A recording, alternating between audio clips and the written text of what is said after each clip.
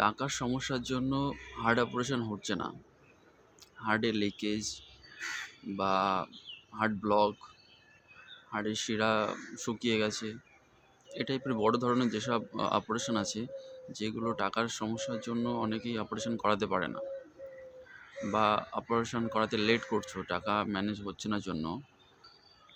এছাড়াও যেমন কিডনিতে পাথর বা গলব্লাডারে পাথর, ইউটেরাসে সমস্যা, এইসব ক্যাটাগরির যেসব বড় ধরনের অপারেশন করতে যেয়ে প্রচুর পরিমাণে অর্থের প্রয়োজন, টাকার প্রয়োজন, তা সবার পক্ষে জোগাড় করা সম্ভব হয় না। তো তাদের জন্য একটা ভালো পরামর্শ দিতে চাই বা ভালো জায়গার সন্ধান দিতে চাই, যেইখানে গেলে কারো কোনো একটা পয়সাও লাগবে না এইসব চিকিৎসার জন্য বা এই ধরনের অপারেশনের জন্য। তো পুরো বিষয়টা জানার জন্য পুরো ভিডিওটা পুরোটা দেখবেন। আর যারা চ্যানেলে নতুন তাদের রিকোয়েস্ট করব, প্লিজ অবশ্যই চ্যানেলটা সাবস্ক্রাইব করবেন। বড় বড় যেসব অপারেশনগুলো, তাতে প্রচুর পরিমাণে টাকার প্রয়োজন হয়, সবাই সেটা অ্যাফোর্ড করতে পারে না।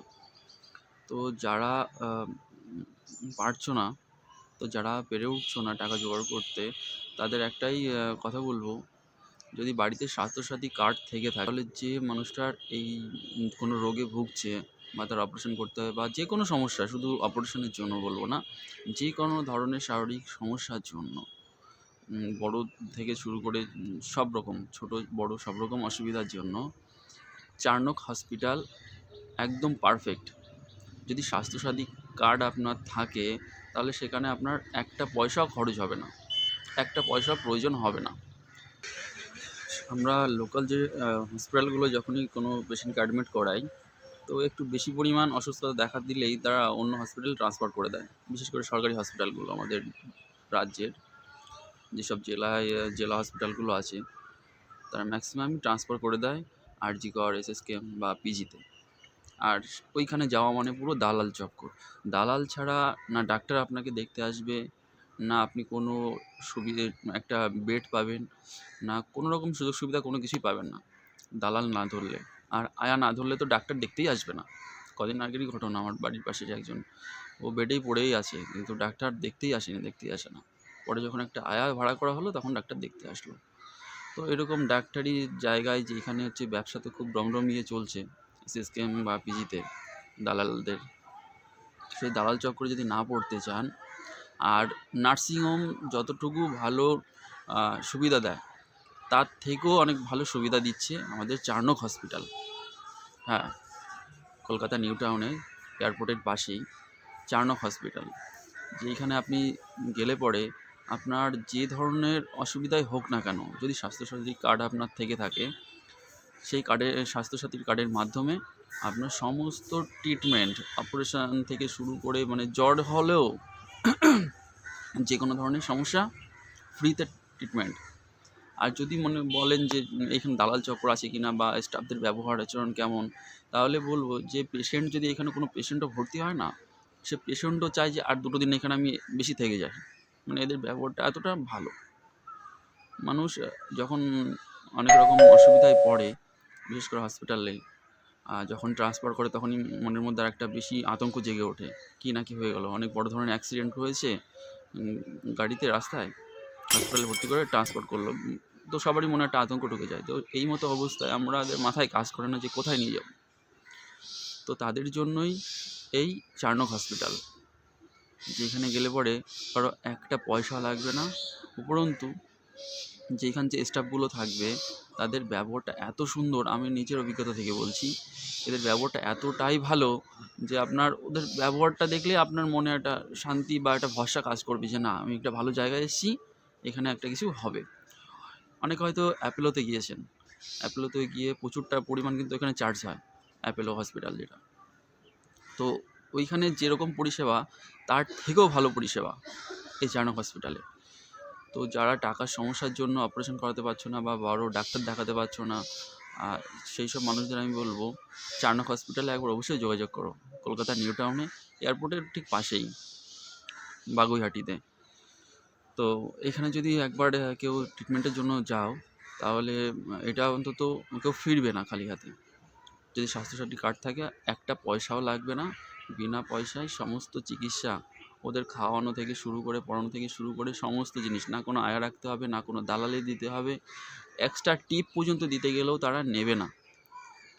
তাদের মধ্যে সেই মানসিকতাটুকু আছে যে আপনি যে খুশি হয়ে অনেক সময় অনেকে টিপস দিতে যায় যে আপনি এটা রাখেন, আমরা খুশি হয়েছি, আমার পেশেন্ট ভালো হয়ে গেছে, আপনি মিষ্টি খাবেন, এটাও তারা নেয় না। তো তাদের ব্যবহারটা খুবই সুন্দর। আর ডাক্তারগুলো তো কী বলবো, মানে আপনি যে ধরনের সমস্যায় নিয়ে যান না কেন সলভ করে দেবে, যদি আপনার স্বাস্থ্যসাথী কার্ড থাকে। আর এই স্বাস্থ্যসাথীর মাধ্যমেই আমাদের ওয়েস্ট বেঙ্গলের প্রচুর মানুষের সুযোগ সুবিধা পাচ্ছে। স্বাস্থ্যসাথী হয়তো ভাবছেন যে ওটাতে ঠিক অ্যাকসেপ্টেবল না, কিন্তু না, সব হসপিটালে নেয় না বা সব নার্সিংহোমও অ্যাকসেপ্ট হয় না। আমরা দেখেছি, আমরা অনেক জায়গায় ঘুরেছি, কিন্তু এই চারনক হসপিটাল এমন একটা, এটা স্বাস্থ্যসাথীর জন্যই। এদের আলাদা আলাদা প্রচুর ব্রাঞ্চ আছে, অনেক জায়গায় ব্রাঞ্চ আছে, কিন্তু কলকাতা আমাদের যে ব্রাঞ্চটা, এটা খুবই ভালো ব্যবহার আর যে কোনো সমস্যার জন্য খুবই উপকারী, কোনো টাকাও লাগছে না। তো এইসব দালাল চক্কর থেকে বাঁচতে হলে চারনক হসপিটালে অবশ্যই যাবেন। এসএসকেএম বা পিজিতে গেলে সিট নিয়ে মারামারি, সিট নেওয়ার জন্য ঘুষ দাও, টাকা দাও, হ্যাঁ, এই নেতাকে তেলাও, ওই নেতাকে তেলাও, এই কাগজ এনে দাও, ওই কাগজ এনে দাও, এই প্রবলেম সে প্রবলেম।